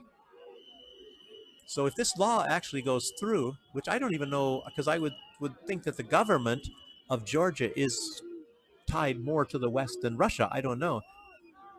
I'm not quite sure what's going on. I mean, whose side? I think they said the president's going to veto it or something in there. Yeah, but they would start to, the U.S. would start to lose their grip. That's all over the place. But actually, at least here in Belarus, and I'm sure also in Russia too, they love Georgia and they love Georgian food. They love Georgian culture. So they really love Georgia. So it's they go there for tourists, as tourists. Yeah, and Russian tourism. It's very much like Bulgaria. When they started slanting over to the side of the West, they lost huge amounts of money in Russian tourism. As a matter of fact, Bulgaria is still suffering financially from cutting, stronger ties with Russia. Got another one. I'm just grabbing it. So maybe Georgia does not want to end up like Bulgaria.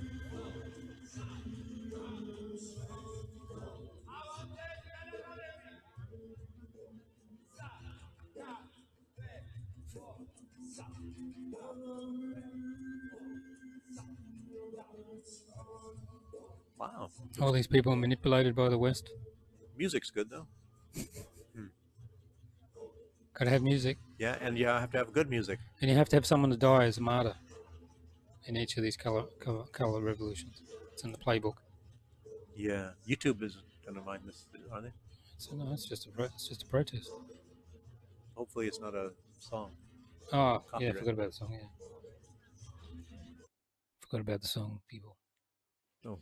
I thought you were talking about the protest. Yeah. Just get them to take it out. Well, I don't know. I thought it sounded good. You can maybe wait. Maybe it's not any kind of official song. I don't know. But anyway. And the Iranians are moving their S-300s and all that around, as you will see here, in their air defense system. They're moving them, getting them ready. Oh. The clock's ticking. Wise move, wise move. And I've heard reports, like Israel saying, "Oh, we don't want to cause any casualties," and I don't know. I can't see Israel bombing or attacking anybody without killing people, because that's in their calling card Yeah, normally. and Iran's pulled out their guys out of Syria as well, just in case. Oh, some of the commanders, I think, right? Yeah. Just I don't know. I'm sure they still have a presence there. Just maybe did some shuffling around with commanders, because Israel likes to kill the commanders, and I'm sure they don't have big concentrations of troops like 201 barracks or something. No. And also NATO's preparing a proxy army of Romanians and Moldovians to attack Odessa, writes a Serbian publication. Wow, we announced that already. Gosh, when was that? A couple of weeks ago. That actually it was Sergei Lavrov, and we just reported that. It sounded very interesting too. And the Americans are training troops in neighboring Moldova to turn the Romanian armed forces into a proxy for the U.S. Army to attack Odessa. Yeah, I remember. When was that? When they moved? The problem is to go to Ukraine, airborne forces. They've got to go through Transnistria and what's the other one? Gadjusia or whatever. Oh, that's in the south. Yeah, they've got to go through them, so it'll start a civil war. Boy, oh boy. Yeah. Well, all of this stuff is still building up, and like you said, that's a ticking time bomb And clock. George Galloway was in Parliament yesterday, I think it was, and I saw a short video of that. Yeah, here he is. He's talking about Iran and Israel. There was not one single word in the Prime Minister's statement of condemnation of the Israeli destruction of the Iranian consulate in Damascus, which is the proximate reason for the event everyone is here in concert condemning. He was not even asked to do so by the front bench opposite. Kay Burley is the only person so far to demand that of a government minister. We have no treaty with Israel, at least not one that Parliament has been shown. And the Iranians are not likely to listen to him. When Britain occupied Iran, looted its wealth, and overthrew its one democratic socialist government in my own lifetime. Mossadegh, 1953. Well, Mr. Speaker, whatever may have happened Con artist. a few weeks ago, it is absolutely no justification for launching more than 300 drones and missiles that killed no people. That's their talking point. Yeah, isn't they fired a lot of missiles. Yeah, 300 that killed nobody. Israel only did one or two. Yeah, from one sovereign state towards Israel. It's as simple as that. And in the honourable gentleman's question, not once did he condemn that action, or indeed the actions of Hamas in the region. Yeah, these con artists are incredible. They just pick this sort of a thing, and if you are just think George Galloway in a debate with Rishi Sunak, who do you think would win? There is no doubt who would win. George Galloway, actually, I think if it's still on YouTube, everybody should check out. It's when they accused George Galloway of being a business partner of Saddam Hussein. When was that? Back in the 90s or something like that. And so they were condemning George Galloway and saying he is a business partner. Otherwise. And they didn't think that George Galloway would show up for a Senate hearing in the United States. And he did. He went there, and it was incredible. George Galloway, he mopped the floor with the United States Senate. It was all fake, and there were forgeries and things. And they said that he was a partner in some companies that he's never heard of, and things like that. And he just cleaned the floor with them. That's why I think it's probably been on YouTube and probably been reposted many, many times and had millions and millions of views. I don't even know. But you can look up maybe some of those keywords, Senate hearing, George Galloway. Fascinating. Just how he destroys the United States Senate. Wow. Yeah, exactly. And there's another stabbing in Australia. Jeez. A priest got stabbed, and then the locals got rather irate, and really, and the police had trouble, one, controlling the crowd, and two, getting the guy out of the church.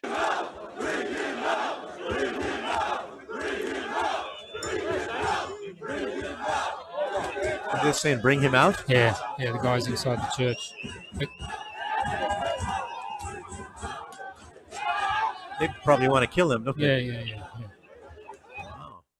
Defending the church. So it was a one religious guy doing to the other one. Which means we're going over to Rumble. Ready to rumble. So, oh, what's happened? Oh no.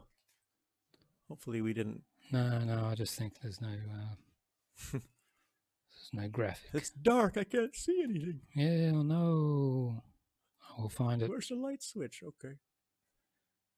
That's my fault. I moved stuff today, so upgrades. No, I was just moving things around. We've actually got a fix to fix our problem that we were getting crashing all the time. So, and it hasn't crashed. So it seems to have worked so far. Wow, that's cool. Yeah. And hang on.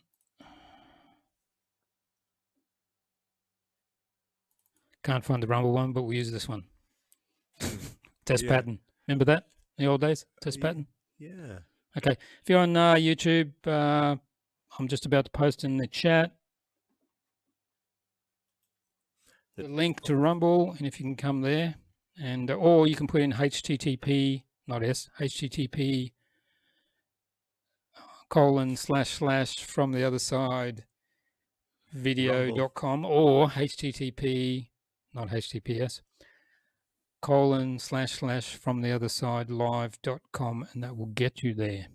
Yeah, you know, because we get on YouTube, they say they give us violations for nudity and things like that. So even though I never took my shirt off, even so, but anyway. Yeah, they know about you. See, that's the problem. they've learned about you. Okay. So if you can do that, I'm just going. Can you just chat for a second while I? Okay, just talk about. Talk about it. I'll just blab and talk about, maybe the camera's on you only. There you go. Okay. Boy, what do I talk about? Well, I don't know. As you know, I work in a zoo, and I'm starting to wonder where's the bigger zoo? Is the world and some of these friggin' politicians, Macron and liverwurst sausage head, Schultz and Biden with his great